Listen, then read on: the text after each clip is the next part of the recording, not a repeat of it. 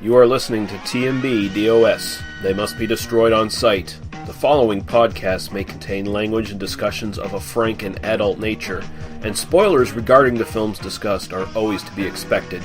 Thank you for joining us. Now start the show, Dr. Rausch.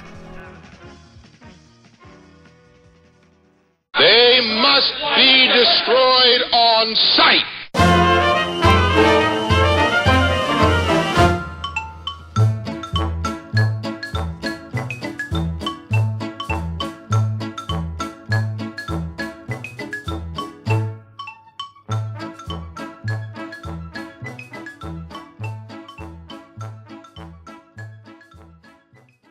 All right, we're back. Episode 126 of They Must Be Destroyed on Sight. I'm your host, Lee. You have learned much. You can do nothing, Russell. I'm joined by my co-host, Daniel. All my life, I've studied the black arts. Harper, how are you doing, sir? I'm doing quite well, and I have indeed studied the black arts all my life. And you can take that however you like. And we are also joined by Paul, one of my race, crossed the Danube and destroyed the Turkish host, Ramali. How you doing, sir? Pillaging as ever. Good, sir. How are you guys doing? Good. Now, as per usual, Paul has not watched the movie in a long, long time. And although he tried this time, he actually thought we were doing Captain Kronos, apparently. That's later in the summer. So he watched that one. So it's a beautiful thing. I love it. But yeah, we are actually going to be doing Jess Franco's Count Dracula from 1970 this time out. And before we get into that, though, we can talk about what we've watched in the last little while. And I'll throw it over to Daniel. Sure. Just very quickly, I did get to see the new Ocean's 8 film, sort of the sidequel of the Ocean's 11, 12, and 13. We're now back to 8. Presumably there will be a 9 and a 10, and then I don't know what will happen after they've done 3 trilogies. They'll have to just start picking new numbers. I don't know. But this is the Sandra Bullock, Kate Blanchett, Rihanna, Anne Hathaway kind of Ocean's 11 heist movie. And it is a lot of fun. I really enjoyed it. I have not seen any. I've only seen Ocean's 11. I never saw 12 or 13. In this one, Sandra Bullock is supposed to be George Clooney's sister. And so that's sort of the gimmick that we kind of start off with. And, so presumably George Clooney has died in this universe, although they definitely kind of play up the, I hope you're actually dead, you motherfucker, and not, faking it sort of thing. Okay. As a heist movie, it works pretty well. It kind of does the job that it's meant to do. It doesn't really have very high stakes. It's really kind of more of just kind of a romp through the thing. I know a lot of people are saying that that it's just kind of not very... it kind of just goes through the motions on its plot a little bit, and that it does. But I think it's effective nonetheless, mostly because it's just fun to watch these actresses play around with each other. It's a fun little kind of goofy summer movie, and I quite enjoyed it. And Gary Ross, has come a long way from Big and Pleasantville and the Hunger Games, and now he's doing the new Ocean's movie. So it is well directed. It's stylish. It is a lot of fun. I enjoyed it. I await the porn version where they actually do play around with each other. That'll be good. That would also, I would definitely see that as well. Yeah. Okay, over to you, Paul. I know you watch Venus and Furs, so if you've watched anything else, of course, talk about that. But give us a little bit on your thoughts on Venus and Furs, anyway. No, Venus and Furs. It was probably, even though it kind of gets muddled here and there, the plot kind of gets. We have to follow it along a little bit, concisively, but it's probably one of the most laid out and easy to follow Franco films. Because I've had some Franco films that are you're just like, what the hell is going on the whole time? It's basically even more so than House by the Cemetery, that kind of thing. Plot, what? Because I did a little run where I was watching a lot of Rollins films and Franco's and the ones they kind of collabed, and you're like, I don't understand any of this. Someone gets their bush shaved at some point in time, and then it's over. I don't know what happened. But this one at least has a little bit more of a concise idea. Now, when you see her later and she's got the red wig on and stuff, or the brunette wig, it's kind of, people have to pay attention because they're like, okay, what the hell's going on now? Is that her? I don't know. But overall, it's actually a pretty good film. And it's kind of basically the embodiment, she's the embodiment of guilt in a way. It's like a ghost story within a ghost story, kind of, but at the same time, you have this kind of, she's like an embodiment of almost like you're watching guilt happen, like the mental aspect of guilt. Guilt drives these people to suicide, and you have this her showing up in this weird ghostly manner, kind of driving them to do it. But it's just like this really odd embodiment of guilt, because the four main characters were there and either did it or could have stopped it. Mm-hmm. And from then on, the realization of what they'd done, or what they could have stopped, or what he could have stopped, and he ended up killing them all by guilt. It's really weird. It's a very interesting film. The end of it, again, gives you that kind of ghost story within a ghost story, with her disappearing and him running after the whole deal, and him washing up on the beach at the end. I was actually, because of watching the film, I was kind of expecting him to be dead the whole time, kind of. Mm-hmm. Time I'm watching the film, I'm like, I wonder if Rita's gonna go up, and it would be interesting if I saw Rita up on the beach at the end instead. That'd be even a weirder ending. That would have been a weirder ending. And I was like, whoa, now you're trapped in this cycle of everybody that you fall in love with fucking ends up dying at the end. But it's a very interesting film. It doesn't always, like I said, move along as well as it should. And I think Daniel said that too. It doesn't perfectly grasp everything that's going on during the film and showcase it as well as it could. But you still, if you pay attention, you can still get the nuances of everything. And I think it's actually pretty well done. It's a good film. There could have been way, way more hardcore nudity. Well, yeah. Always, but yeah. Way more lesbian photographer too. Mm-hmm. Mm-hmm. Mm-hmm. And I swear I saw Franco playing a trombone and a fucking piano. I think he did just about like every instrument at some point, because there were so many jazz scenes, and every time I saw him, he was playing something different. So it's like he was almost showing off. It's like, I can play all this shit. Yeah. Well, at least you're gonna voice it over. You know me as a filmmaker and an actor above all else, but I'm a man of many talents. I can blow my own horn. I hate to blow my own horn, but watch me play this trombone. Yeah. So that's pretty good. I actually watched Exorcism by Franco recently too, and that was actually a pretty interesting film. I did. We'll talk about it later in the summer, but I did manage to sit down and watch Mansion of the Living Dead and Deadly Weapons. Oh yeah, Chesty Morgan. Yeah. So I got a chance to watch that too. I've had some nice little delving into some trash films lately that I've been having a good time. And actually, I have all these films. I bought all of them. I just haven't. So you watched Franco films, but not the one we're supposed to be talking about. Yeah. Absolutely. Exactly. So presumably next week you'll talk about your experience of rewatching Count Dracula. Is that the plan? I will talk to you a little bit about Dracula tonight. I mean, for as far as this actually brings a point that I was thinking of before, trying to think who the other person would be that I had in my head there. It was either Lino Ramay or Klaus Kinski. And I was like, God, if we keep on talking about this, I think he's going to be like the star of the most movies we've talked about on this channel. How many films he's been in. Kinski could... I think we've done how many films have we done? We've done The Great Silence. We've done The Great Silence. Nosferatu. You did Venus and Furs. Yeah, now this one. Oh, Aguirre. You guys did Aguirre. Yeah. So he might be neck and neck with Anne Margaret at this point. Yeah, Anne Margaret is I think 4 or 5 now. So yeah, he's pulling up the fucking train pretty good. So we just got to find an Anne Margaret Klaus Kinski, co-starring vehicle. Yeah, that's like the pinnacle you must reach. And the weird thing is, I'd actually be shocked if there wasn't one somewhere in which Klaus Kinski goes slowly mad, decaying flesh, and then Anne Margaret dances around him entertainingly. That's the film I want to see now.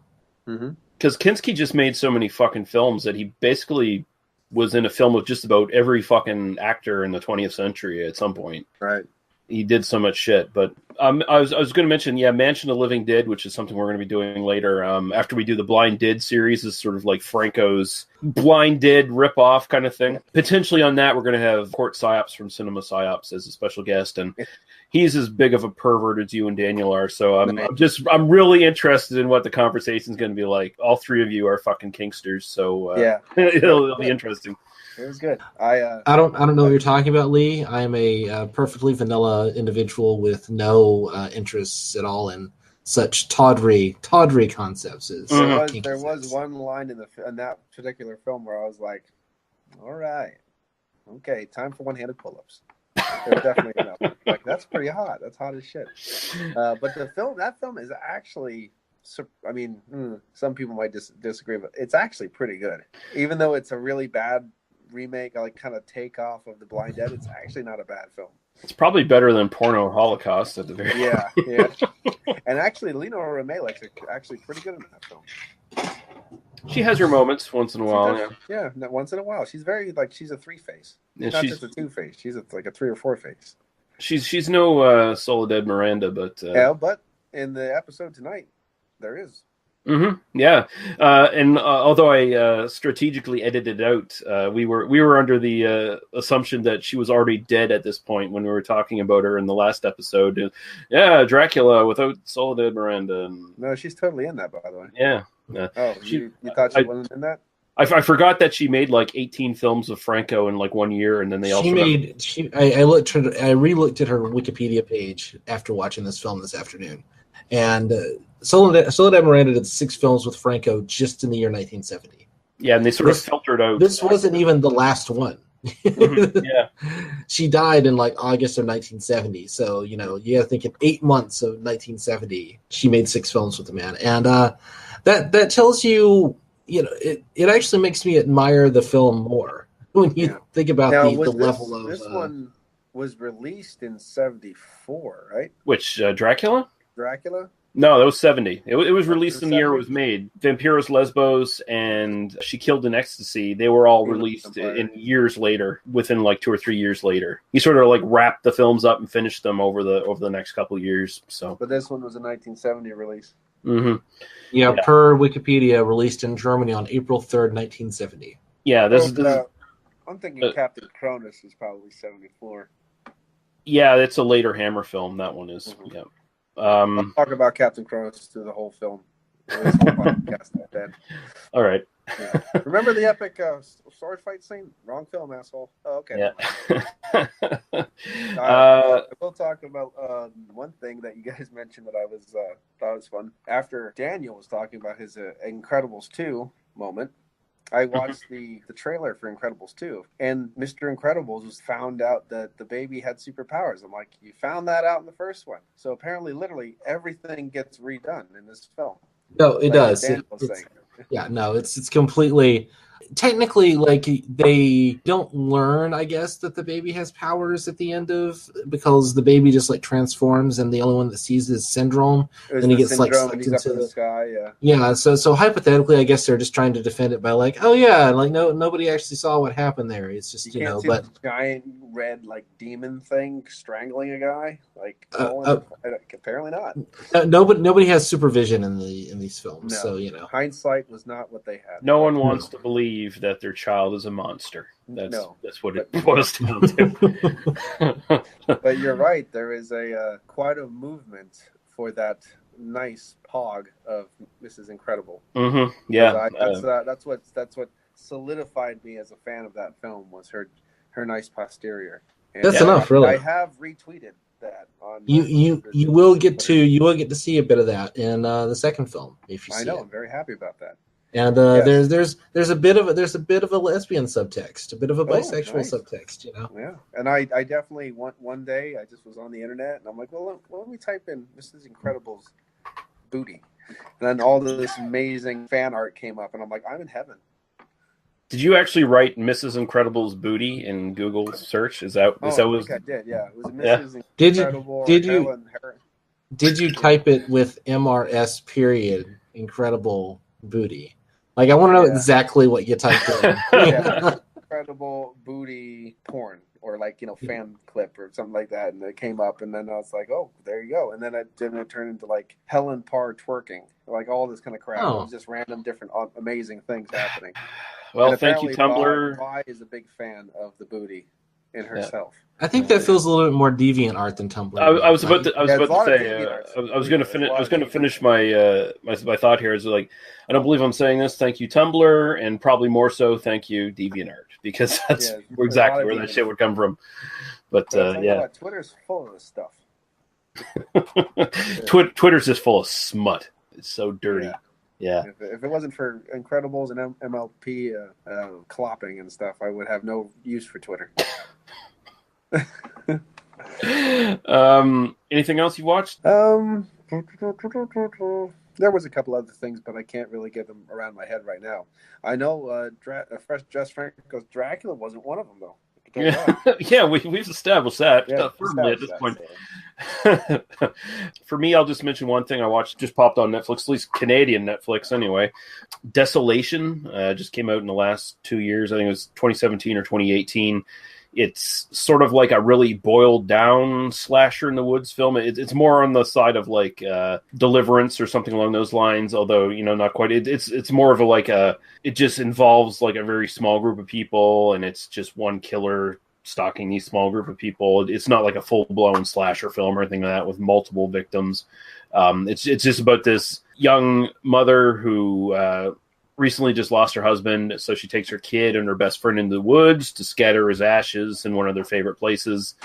And as they're hiking through the woods, this weirdo in a kind of looks like Rob Zombie from the 1990s, like in like a windbreaker with a hood and wearing sunglasses, and he sort of just stalks them to the woods. He keeps showing up behind them, like from several yards back. Eventually, some nasty things happen. It was done pretty well. It's a good little sort of character piece. The main actors are kind of engaging. It's nothing special, but it was a good little thriller while it lasted, and it doesn't run too long. Like, it's only about an hour and a half or so, like that, and does a really good job of just making you wonder what this guy's all about. And he's just kind of really threatening without you happen to go into his backstory or anything like that. Like, you never really find out what he's about or who he is or anything like that. He's just a killer, and it's pretty good. I liked it. So if you're looking for something a little bit low key horror wise on Netflix that you haven't checked out, that's sort of newish, Desolation's pretty good. It doesn't go super gory or anything like that. Like, it picks its money shots pretty well. Got a couple little really disturbing shots, and other than that, it doesn't go into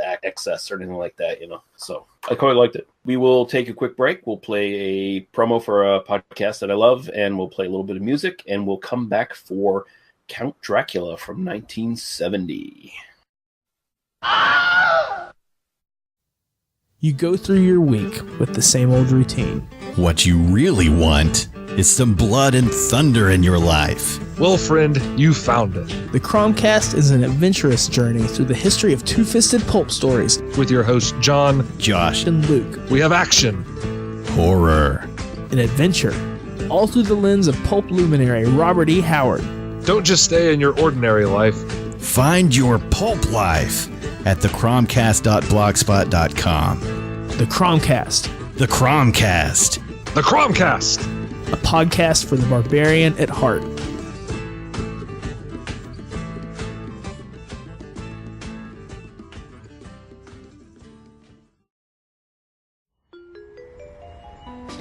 Great coffee. Hey.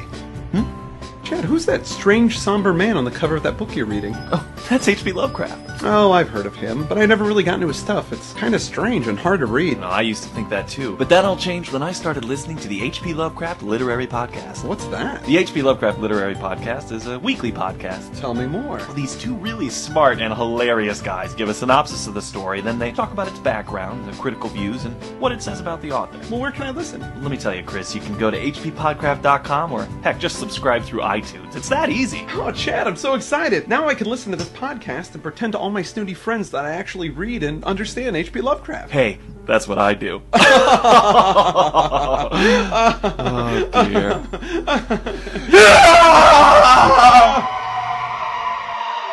hppodcraft.com.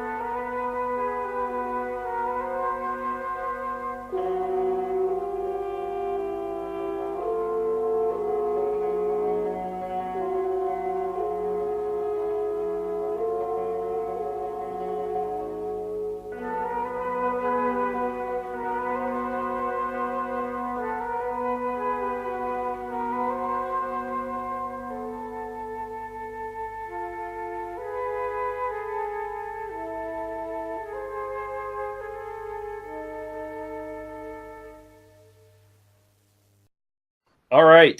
Count Dracula from 1970. Die Wölfe treiben ihm die Opfer zu. Ist der König der Vampire. Ein Hochgenuss für Gruselfreunde. Nachts, wenn Dracula erwacht. Wenn die Uhr Mitternacht schlägt, dann erwacht alles Böse dieser Welt zum Leben. Sir, wissen Sie auch, wohin Sie gehen? Geschöpfe der Nacht bewachen sein Schloss. Willkommen in meinem Hause. Graf Dracula? Ich bin Dracula. Stecken Sie das ein. Gegen ein Kruzifix ist Dracula machtlos. Wer ihm verfällt, wird süchtig nach dem Blut lebender Wesen. Den Kampf beherzter Männer gegen ein unheimliches Monstrum schildert ein neuer, faszinierender Film. Zur Van Helsing-Klinik. Beruhigen Sie sich doch. Dracula jagt nachts und verschwindet mit dem Morgengrauen. In einem Sarg reist er durch die ganze Welt. Das Grauen geht um. Was haben Sie hier zu suchen? Ich muss Sie warnen. Ich habe ein paar Patienten hier, die wir isoliert unterbringen müssen. Sie dürfen auf gar keinen Fall in die oberen Stockwerke gehen. Ein Gruselcocktail besonderer Art. Seine Küsse reichen für uns alle. Aber gibt's denn gar nichts, was ich für Sie tun könnte? Doch, Sie könnten Ihr Blut für eine Transfusion spenden. Wir Draculas sind schon von jeher das Herz, das Blut, der Verstand und das Schwert unseres eigenen Volkes gewesen. Dracula? Internationale Spitzenstars in einem Horrorfilm nach Maß. Nachts, wenn Dracula erwacht, ist niemand mehr seines Lebens sicher. Die Gier nach dem Blut junger Frauen lässt ihn nie zur Ruhe kommen. Vampire haben Hochsaison. Hüten Sie sich.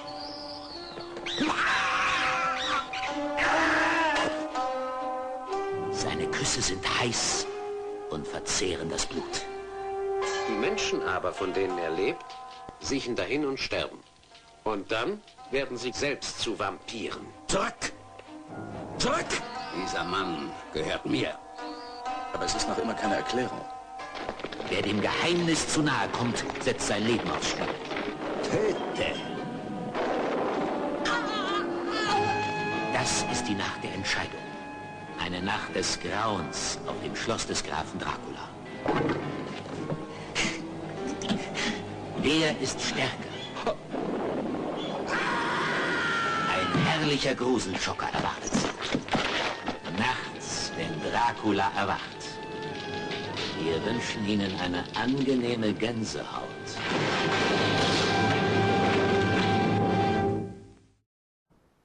Directed by Jess Franco, written by Eric Kronke, Augusto Finocchi, Jess Franco. Bram Stoker gets a little bit of nod here. And the producer of this film, Harry Alan Towers, who actually was sort of the money man producer for Franco in this period for a handful of his films. It is starring Christoper Lee as Count Dracula, Herbert Lom as Professor Abraham Van Helsing, Klaus Kinski as R.M. Renfield, Fred Williams, not that Fred Williams from Blaxploitation. Unfortunately. As Jonathan Harker. Maria Rom returning here from our previous episode as Mina Murray. Soledad Miranda in her first collaboration with Jess Franco as Lucy Westerner. Paul Mueller as Dr. John Jack Seward. And he's been in a couple of other Franco films that we've covered as well. Jack Taylor as Quincy Morris. Jack Taylor is going to show up again when we do the Blind Dead films, by the way. And although that's quite the film. And I'm assuming Jesus Puente as the Minister of Interior. So yeah, actually I'll go to Paul, who will put him on the spot since he hasn't watched the movie in quite a while. When was the first time you watched this, sir? I probably watched the first time I watched it was probably in the early 90s. It wasn't on a official VHS. It was on one of the copied VHSs from my friend's house. He had a couple. It was a Chronos. He had that one on there, and he also had this Dracula film, and he had the Jack Palance Dracula film on it too. Oh, the high class fucking stuff. And I remember the film being very good. I mean, it was basically, as you would kind of say, like Hammer at the end of Hammer days quality, except it was a little bit more, what I remember, a little bit more of a muddier film. It was like darker than it probably should have been. And there was a lot of different, like, hues of green and red, like kind of, you could see like the stage lighting kind of in the background, like the nuances and stuff. It wasn't as bad as like the Frankenstein versus Dracula film. Oh, you know, it wasn't that kind of crazy bad or anything like that, but it was a little bit more rough around the edges. But again, Soledad Miranda, hot as hell. And of course, Klaus Kinski did a great job as being that crazy guy, because for some reason he does that well. And I can't remember, you told me that you just said the name, but I would always remember the guy who played the Van Helsing character doing a very good job. Herbert Lom. The one that I'm pretty sure it was really badly dubbed from German is what I remember. It was a German film, but it was like really, I don't know. It was kind of comic-y sounding, like the overdub that I saw.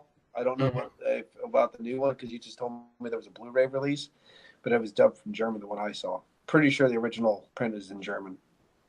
Yeah, it's a German, Spanish, Italian co-production, I believe it is. There you go. And there's definitely some dubbing here and there. Although less than I was expecting for a Franco film, honestly. Yeah. So, Daniel, you mentioned this. What version did you watch of this? What did it look like to you? Sure. Well, I just want to mention, just because we did talk about Herbert Lom just a second ago, just while I've got it on, I just looked him up on Wikipedia, because I knew I recognized him from somewhere, and he was in A Night in the City, which we covered on this podcast. He was the son of the wrestler, the great wrestler in Night in the City. Anyway, just throwing that in before I forgot to mention it later. Also famous for the Pink Panther films, and he also had a really crucial part in the adaptation of The Dead Zone in the 1980s, which is also a great film. Yeah, no, so I, saw this was on Amazon, so I just sort of didn't worry about it until this afternoon, because I had a busy week, and I was just, I've got time today. I'll just, sit down and watch it. So there are two versions of this on Amazon. If you have the Shudder subscription, you can watch what appears to be a really shitty version, or you can pay for there's like another there's another title of it, and you can click on that one, and that one's just like a straight rental or purchase. I paid $4 to rent it in HD, and it looked really phenomenal. So I just want to mention that to people. That apparently, I would guess that the Shudder version is from like some old DVD rip or something. If you're telling me there's a Blu-ray, the version I watched, because I did watch the good version with quality subtitles and everything, and this one did. It looked a lot like a Blu-ray release. Did you notice if there was a time difference between the two versions, or? I can look it up right now for you. Yeah, because there are two slightly different versions of this. There's one that knocks about, a minute of footage out of it. The version that I saw did have the scene with the woman crying about her lost baby. Okay, yeah. So you watched the same version I did. Yeah. Yeah. Let me check the two different versions here while you continue to talk. Yeah, it's like an hour 37 instead of an hour 36 or something like that. Yeah, it looks like it's hour 37 versus. 37 versus 36. Apparently the Blu-ray is an hour 38. So there might even be a slightly longer version. I don't know. Maybe an extra intro credit sequence or something, But. Yeah, the version I watched is the Blu-ray version, but I got the rip from Rare Lust. And usually I would recommend Rare Lust, but I'd just say honestly just find a copy and buy it, because Rare Lust gave me the version with subtitles burnt on it, and I don't know whether it's just the version itself or it was just a hiccup through the actual downloading, because it'll take a while because you're downloading a couple gig to get it down your computer. The subtitles were about 30 seconds behind everyone talking, and you couldn't take them off the screen, so it became really fucking distracting for me. My eyes kept trying to go down and read the subtitles, and it's like, they're not saying that at all. Oh wait, they just said it. Okay, there you go. Yeah, so Daniel, what are your sort of initial thoughts on this one, though? I was just checking. I found a torrent version of it. The torrent version looks to be hour 37 and looks to be good quality. So yeah, but I didn't end up watching that one because it was weird. Anyway, yeah, I actually like this quite a bit. At least the first The first half I liked quite a bit. I really like Christoper Lee in this. I think he's doing the Christoper Lee thing of being amazing all the time. He's a really great Dracula. I love how the film kind of opens and you don't quite know what you're getting into at first, even though, it follows the plot of the novel very, very closely. I like the kind of low budget quality of it, and yet they do kind of like spring for, there's enough production value that you don't feel like this is literally shot in somebody's backyard. Yeah. I mean, it feels inexpensive, but it rarely feels cheap if you kind of get the point of what I'm making. I like there's a kind of, I don't know. I've seen enough Franco films now. We've had enough kind of recurring cast members. There is a little bit of like, this feels like the Simpsons episodes where they do like, the Simpsons does Dracula, where, and Homer is Dracula and Marge is, and it kind of feels like that to me now. It's like, it's all these people I know from Franco films. And now they're just they're putting on a play. They're doing Dracula for me. Right. So, there's something kind of delightful about that just for me at this point. And I kind of got a nice sense of frisson just from watching the film that way. I do think that at a certain point, I wish the film had done something. It starts to wear on me a little bit. I think once the sort of the novelty and once Christoper Lee isn't in it as much, I was really looking forward to Soledad Miranda. Unfortunately, she doesn't have much to do here. No. And I think the one thing that I kind of run into watching it is that, as someone who's kind of become a fan of Jess Franco, this doesn't feel very much like a Franco film. I kept waiting for where's the lesbian scene, and they do a much more straight adaptation than that. So, I mean, you get like little hints of Franco's, kind of sense of humor and Franco's, proclivities here and there, but I mean, it's really subdued. And I think that's, I mean, you can kind of treat that as either kind of a positive or negative, really, it's like, well, right. It's proof that Franco wasn't just kind of, beholden to his, obsessions, that he had just kind of do something that just kind of looks like a Hammer horror film in a lot of ways. I mean, it doesn't feel unique to Franco. And I think that's, if you're not a fan of Franco and you're listening to this, then this might be the one for you, right? But no, I like the film overall. I don't know that I'm going to revisit it all that often. It was entertaining, but it was also kind of I don't know. I kind of Kinski is really good. I liked Kinski in it a lot. I mean, he's always good. I mean, it's you do kind of what was good in it. Well, all the brilliant actors that are good in it. It's neat that you don't get the dubbing problems you usually get with most Kinski appearances, where it's almost every film he did, he was dubbed by somebody else. Here, he doesn't say shit, so it's like he's never dubbed. I like him. He's able to kind of do the madman. He's got the Renfield look down. He's probably one of the better Renfields I've seen in a film, and I kind of bought that. I don't know, like it just kind of, I don't know. For me, it was again like I wish, even though it's only an hour 37, I wish it had been just maybe a little bit shorter, like an hour 20. I think I would have been a little bit more on board with it, and mostly just because it kind of, you kind of know where it's going, so it's kind of difficult to really get a sense of tension or a sense of kind of narrative cohesion here. It's just kind of like, they're going to do the Dracula story, and really the real key to the Dracula story is the beginning. It's all the setup. It's all the stuff that kind of leads to it's Harker kind of visiting the castle, and then who is this guy, and that's the real thing that I think people take away from the Dracula myth and that kind of narrative. I mean, and then it just kind of becomes and now he's going around killing people. I did like Soledad Miranda's pale face makeup when she's dead. That was entertaining to see, although I wish she was in the film more. And it's interesting because I know her from the other films that we've done of him, from her. I know her a lot better as this kind of like earthier, more sensuous character. And her being kind of like really just a sideline character who's really, I mean, she has barely any lines in the film even. And kind of being a little bit more, just she's the pretty girl that they, kind of make up like a vampire at a certain point. It does feel like she's a little bit wasted here, but overall pretty good.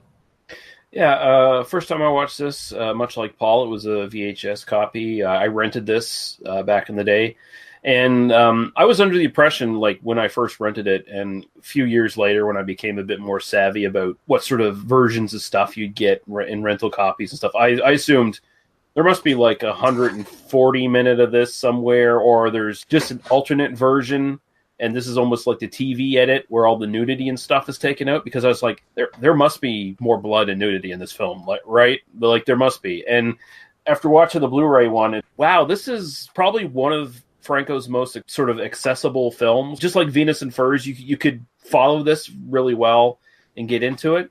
But this is probably one of the most un-Franco films he's ever made, because he sticks to Dracula really close. This is the first film that actually brings on the Dr. Seward character and the Quincy Morris character, although the Quincy Morris here is just the Lord Alfred whatever character, just with a name change. And he kind of reverses roles between Mina and Lucy, because Lucy in the actual novel is the assertive, more sexualized girl. Like, especially if you watch the Francis Ford Coppola version, you really get like a really pretty authentic sort of adaptation of the novel there, and in those cases as far as the characters go. But yeah, here Soledad Miranda she's kind of like a wilting flower. Like, she faints at the howls of an insane person. Like, okay, it's a little much. Soledad Miranda just seems too like cool for that, right? Like, it just feels like, come on, like maybe I'd buy that from Maria Rome, but not from Soledad Miranda. Come on, give me a break. Yeah, I mean, part of the reason is we've watched She Killed in Ecstasy and Vampiros Lesbos before this, and it's like, this ain't the same. Yeah, Franco saw something in her, tried her out for the first time, and it's like, okay, now I'm going to put her in some really cool shit.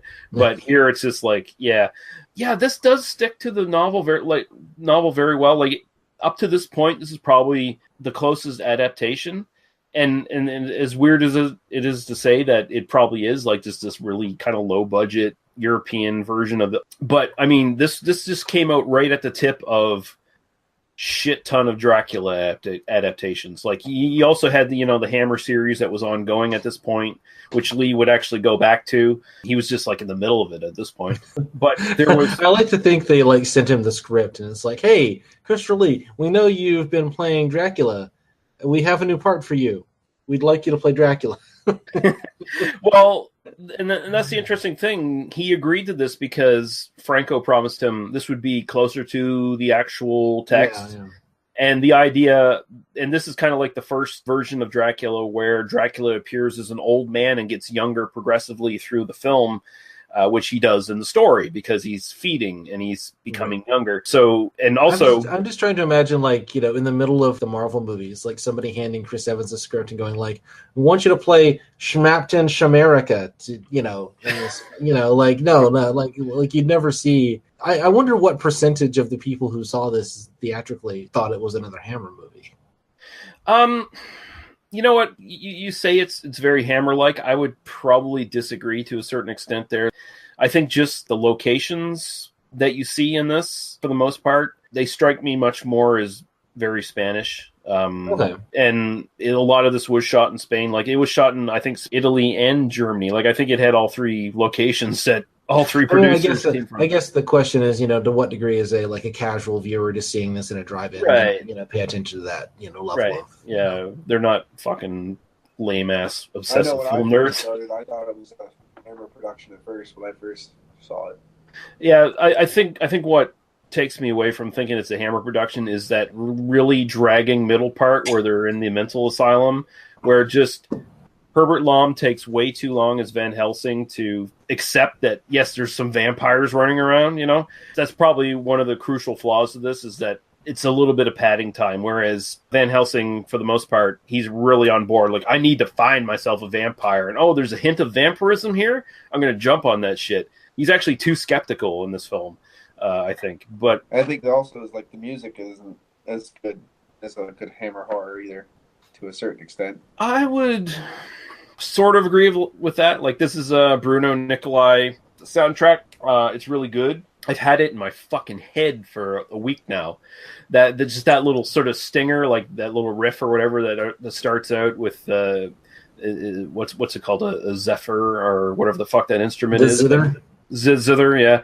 Fucking like that's stuck in my head now. Like, it's still in my fucking head, and me just Well, vocalizing what's funny is I was enjoying the score. I even rewatched the opening credits twice just to enjoy the score again. Although I didn't like the rest of the score as much as I liked that kind of opening theme. But I keep now that I'm talking about it, I can't remember the score. I just keep thinking it sounds. I want to insert the score from one of the Poliziotteschi's into this. Well, I mean, the entire score, like, there's some minor pieces in it, and Paul's right. Like, it does suffer from not being quite as interesting as like a Hammer score, because it actually just kind of always comes back to that initial thing where it feels like a cheap European score, you know. And I was also kind of thinking like this score would also fit in any Sherlock Holmes film at this point. Oh yeah, just period wise, it kind of fits in the same way. But I like this overall, but it is a little hampered by budget, even though this is sort of mid-range budget for Franco, and he hides the budgetary stuff fairly well. I mean, you still have some really big problems here. First off, German shepherds in place of wolves. These dogs are just sitting here waiting for treats. They're not menacing anybody. They're just waiting to be fed by the people. There's bat on a string, although they try to hide it well, because you never like see a bat fly anywhere. You see it behind a window, so it's like, okay, I can kind of accept that. I actually thought the bat on a string was charming in the sense of like, you know, like kind of a theater production. Like I just totally went into this. This is like a bunch of pals of mine like hanging, like showing up and doing a show. And so I'm just like, oh, look, they have a little flappy bat. Like, that's cute. You know, that's what they actually do. Like, that's what I remember. Like, the post, the mood lighting goes going on, and the bats and waving in the wing. I'm like, oh, this is so fucking. This is like the dying days of Hammer. Like, yeah, I think Scars of Dracula level. Dracula, yeah. I was thinking like Pertwee era Doctor Who. You know, there's pretty much. I think pretty much same budget level. Okay, there's one part in this that's really laughable is where they go to Carfax Abbey to suss out Dracula's coffins and, like, you know, basically just kind of get him out in the open so they can confront him. Those taxidermy animals attacking them. Okay, that's a little much. So were they supposed to be attacking? Because I saw it as more like, I mean, I just totally took it as presented on screen as like these are supposed to be taxidermy animals, but they're just supposed to be like creepy and, you know. Okay, like, well, yeah, I'll say okay, yeah, they're not attacking, but still their reaction to them, it's like it's a little much. It's like, okay, yeah, Dracula's making them move, or the stagehands rather are shaking them around.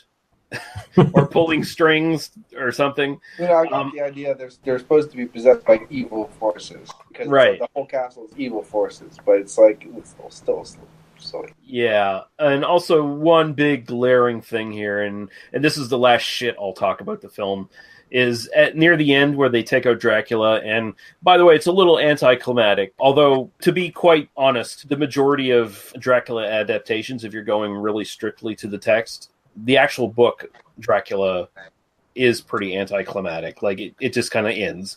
But and then we killed Dracula, and then Benny Hill music plays. But the styrofoam boulders that these two push off the battlements of the castle to stop the gypsies, one of them hits a horse on the way down by mistake, and the horse just sort of like, what the fuck?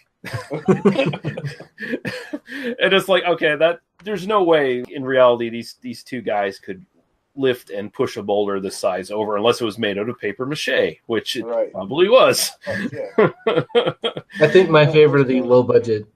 Oh, sorry, Paul. Go ahead. No, it definitely was no horse killer. You know. No. I think my favorite of the low budget effects was the Dracula burning to death, which is clearly just Christoper Lee looking to camera, and then they've just like put some optical effect over the lens. This is your big climactic moment of like Dracula dying. And set your coffee on fire. Yeah, it's the what's the name of the process? I can't remember, but it's the same thing Hammer did. They just did it way cheaper than Hammer does. Yeah, that was basically it. Yeah, and it doesn't look that good, but. Still, but it sells the effect, and that's I mean, again, this kind of film, especially knowing it's made on a budget of like $4, it's kind of like, hey, you tried, you did the thing. I don't know, I will criticize the film. Credit for this film one thing and it's not the film's fault. But ever since I watched Evil Dead 2, every time a Tax 30 thing moves, I laugh my ass off. So I mean, it's not this film's fault. It's when the swordfish started moving, I just had memories of the swordfish in House moving from the 1980s. But yeah, they try. Like the actors, I think, are all pretty good. Jess Franco's even in this. Again, doing his Hitchcock thing, appearing in the film as this servant of Van Helsing, he's giving everyone weird looks. Like, why the fuck are these people here? Why are we even talking to them? What the fuck's going on? Klaus Kinski's performance is great. He doesn't say shit. It's like really reserved for him, actually. Herbert Lom's good. He has a stroke in the film, which is kind of interesting little character turn for Van Helsing there. Christoper Lee, when he gets to be on camera, does his Dracula thing pretty well. And I'm sure he just got kind of a kick out of actually being able to recite actual lines of text from the book instead of, whatever bullshit they wrote for them in the Dracula films for Hammer that he refused to even say. I like his costume in the beginning. I think that's one of the reasons why I think also, too, the film was so true to the story and kind of accessible without a lot of lesbian scenes, because the fact that's why they got Christoper Lee. That's how they got Christoper Lee. Because I think if you would have saw, like, oh, we're going to do a good adaptation of this, and we're going to have a sex lesbian orgy in the middle of it, Chris would be like, I'm walking. Because that's the way he was. He was an upstanding guy, and he does like his original literature. So I think that's kind of how it happened. I wonder if this was during Christoper Lee's Nothing But the Night era, when he was making that film too, because he was rocking the mustache in that one.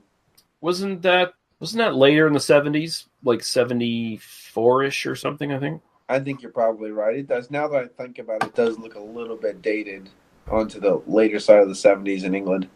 I'm just going to look that up. Because I'm trying to think of Christoper Lee films where he's rocking the stash.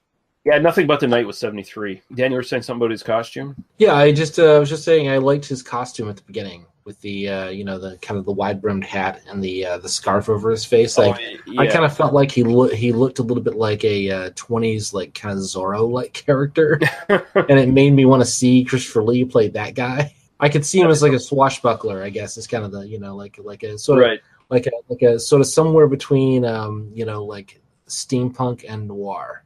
Like that's kind of what I wanted to see that character sort of be, that look.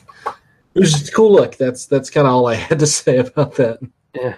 She also mentioned if you like fast zooms, you'll get your money's worth in this film, because Franco does about 1 million of them.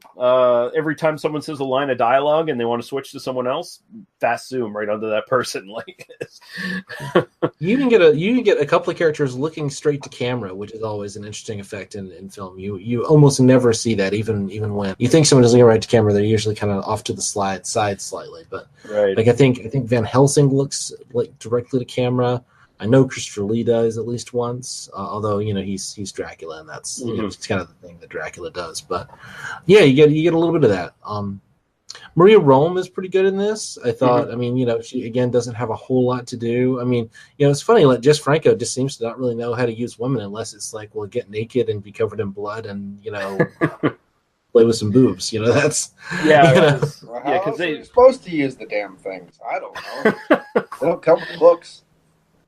Yeah, I guess in a way he really did keep it close to the original text, where it's like the female characters are just kind of. I mean, it's interesting to compare this to like the later Nosferatu, the Klaus Kinski as obviously Klaus Kinski's in both, but I mean to think about like 9 years later, the level of the female characterization in that is just vastly superior, although obviously that's not a strict adaptation of the text the way the first one is. I read Stoker's Dracula like when I was like 14 or something. It's been over 20 years since I've read that book, so I have no idea how accurate this is. I have very little memory of the book, but it's fairly close. I mean, comparing it to just about every other adaptation, it's one of the better ones. Yeah. And I just read Dracula, or reread it 2 years ago, I think. I've read it a few times anyway, but yeah, it's actually fairly close to, like, I was thinking as I was watching this, if Franco had a really big budget for this, this could have been the Francis Ford Coppola's version of Dracula before he made his version in 92 or whatever, right? Yeah. Like he had that much potential, but I mean, you can see the budget restraints.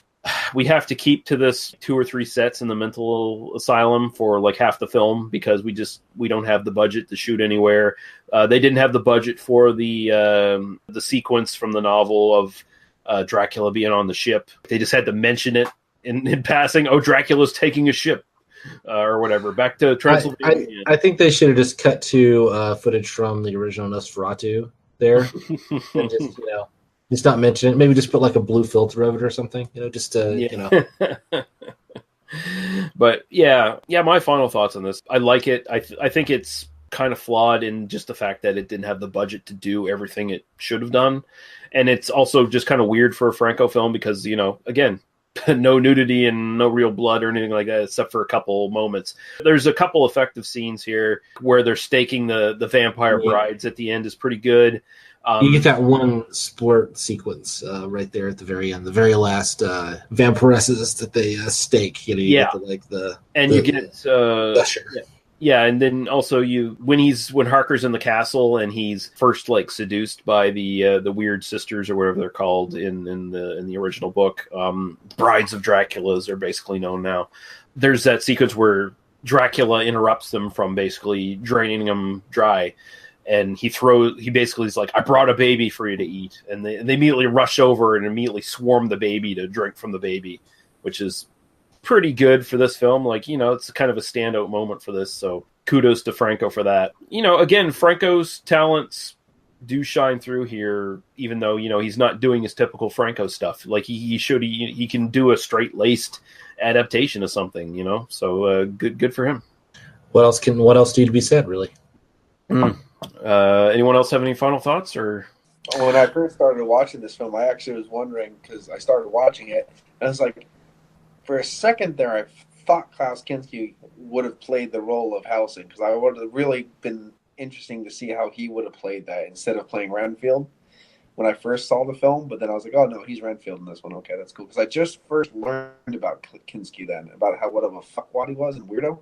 Then the Herzog stuff and everything that. So I was like, well, let's see this. I'm thinking he's playing Helsing. I'm like, nope, Renfield. Play the crazy guy. Well, I mean, it makes sense. But if you guys want to see a vampire film of Franco's where he goes full Franco, watch Vampire Junction. Vampire Junction, okay. You get to see an aged Lena Romay get her pussy shaved by people that walk on their hands. Okay. Well, we should definitely add that one to our list then. Yeah. Actually, I wish to get this as a double feature with Vampiros Lesbos because Vampiros Lesbos is also sort of strangely accurate to the at least the kind of overall structure of the original story, even though it goes into a completely different direction towards the end. It is interesting that he basically made the same film twice in the same year with completely different intent and market, with the same actress. Yeah. Jess Franco just remakes Dracula with different titles every year for 8 years. I think he kind of did it several times, honestly. I mean, the dude did close to 200 films, so a lot of them are pretty similar. I'm sure he's recycled and reused a couple different times. Yeah, I was just going to say, honestly, with the producer here that he had who did a few films for him, he recycled these sets and fucking costumes and stuff for several of these, so... I agree. The costumes do look. The film is good. I think it has a little bit of lacking because of monetary constraints and stuff. It doesn't have like the score of a good Hammer film or anything like that. But at the same time, it flows good. It's very concise. It's a great retelling of the original story. I really do like the fact when they stopped at the whole scene where they're stopping the hearse before the castle. So before it gets into the castle with the gypsies and stuff, I like that scene quite a bit. Mm-hmm. Overall, I don't really see anything wrong with it. It just takes a little, like you said, it takes a little bit too long on certain spots, but it does have nuances that give you that good old Hammer horror film, that atmosphere, the vibe. The sets look great. I think those sets look great, even though they don't look like your classic vampire Dracula sets, but they still look good. And Christoper Lee rocking the stash. I mean, who doesn't love a mustache, right? He does a good job. I think everything. The only thing is I'd like to just get the I don't have a Blu-ray player, but now that it's on Blu-ray with a really good version, I might get one just for that, because it'd be nice to actually see a proper version of that instead of the VHS that I still have. Which is still, even though it's a official release, it's still a little bit dark and a little bit looks cheaper than it probably is. Yeah. This is one of 4 films from 1970 where Christoper Lee played Dracula. So there's one called One More Time from 1970, Taste the Blood of Dracula from 1970, and Scars of Dracula from 1970. And honestly, out of all these ones, Taste the Blood of Dracula is still my favorite, and it's still my favorite Hammer Dracula film. Apparently on a documentary on the DVD, Jess Franco claims that Klaus Kinski ate real flies in his role as Renfield, which it looks like he was doing it. Yeah, I believe it. Yeah. I would believe Klaus Kinski was eating flies on the set of Aguirre. I believe he was doing it on. I mean, he probably couldn't find flies on the set of The Great Silence, but I believe he would have. I mean, honestly, I would just kind of believe Klaus Kinski eats flies. Like that's. Honestly, if Werner Herzog came out in an interview and said, while we were filming Aguirre, Klaus Kinski tried to fuck several of those monkeys on the raft, I would believe it. I mean, I would just believe it. Christoper Lee, who plays Dracula, and Herbert Lom, who plays Van Helsing, never saw each other during the filming, so they did all their shots separately, which is kind of surprising, honestly, but hey, still worked. That one scene where they confront each other is pretty good, and I mean, it directly plays from the original Lugosi Dracula, kind of a similar instance there, where they have that little brief confrontation. Franco's first choice for the role of Van Helsing was actually Vincent Price, but he was not able to obtain Price due to his exclusive contract with AIP. And his second choice, Dennis Price, whoever the hell that was, I don't know Dennis Price, was forced to withdraw through illness, so Franco got Herbert Lom for third in his choices for this role. But honestly, I don't think Vincent Price would have worked for Van Helsing, to tell you the truth. I don't think his acting style would quite match up. I don't know. Just Vincent Price. I mean, he can play a lot, but he always has this like dark comedy vibe with what he does. And how he does it. And I mean, more theatrical. He'd camp it up a bit, and I think that's one thing this film doesn't have. That I think it's probably good that it keeps that to a minimum. That it doesn't feel campy. And I mean, like, it takes the material seriously, which is interesting like choice to go for Franco and for this kind of period, because the Hammer movies really, I mean, they do and they don't. I mean, it's a much kind of different kind of vibe in a lot of ways, But I mean, Peter Cushing, his version of Van Helsing is proactive and assertive and let's kill the vampires stuff. I rewatched the 1992 Dracula, Francis Ford Coppola's Dracula, this week too, just out of shits and giggles. So it's like, I wonder how that holds up compared to this. And Anthony Hopkins' version of Van Helsing kind of reminds me a lot of the Herbert Lom version. Just he's actually playing it up a bit more campy and big. But I would argue that everyone in that film's acting big just so they're not sucked into the vortex of Keanu Reeves' terrible, sucky performance. Yeah, Herbert Lom's great in this. I honestly, I wouldn't replace him with Vincent Price. I don't see Price in this role. It just doesn't work for me. But, it's just me. Just quickly, DVD info. 2015 DVD and Blu-ray from Severin Films is your best bet there. Although there was a Dark Sky DVD that was out for a long time, although that admits just a couple key scenes. And that would be like the hour 36 instead of the hour 37. And that one, I think, is totally full-frame TV ratio, whereas the Blu-ray version is slightly wider screen. Not much, though, like just a little. Yeah, I think the version on Shudder, I watched like the first 30 seconds of it before I just gave up. Let's see what the version to rent looks like. I think that one was a full frame. I mean, I would almost believe that's a VHS rip. It looked so bad. Oh, probably. Yeah, I mean, Amazon's been known to do that shit, so.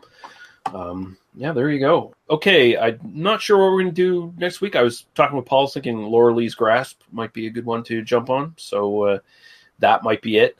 So, Daniel, where can people find you? You can find me on the internet. Just go and type in internet into your computer and you will find me there. No, you can find me on Twitter at Daniel Lee Harper. I do a podcast about movies about history and the history they're about. It's at wrongwithauthority.blogspot.com. So, yes, and that's an excellent podcast. Paul, where can people find you on the interwebs? Oh, the interwebs. PA Brew News on YouTube and PA Brew News on Twitter.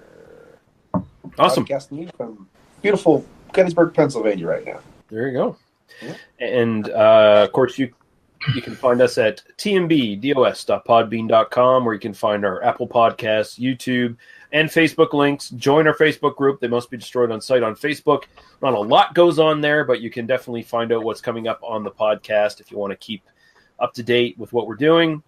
And until next episode, should be the Laura Lee's Grasp, we bid you adieu. Thank you for joining me, gentlemen, and thank you, everyone, for listening. Bye-bye. Bye. Oh, get the spade. Get the spade, yeah. He's talking about the Tool, not the black guy. Yeah. There are no black people in this movie, so it's... No, they weren't invented yet. No, that's a new thing. Yeah. All right, let's get out of here before it gets really racist. Bye-bye.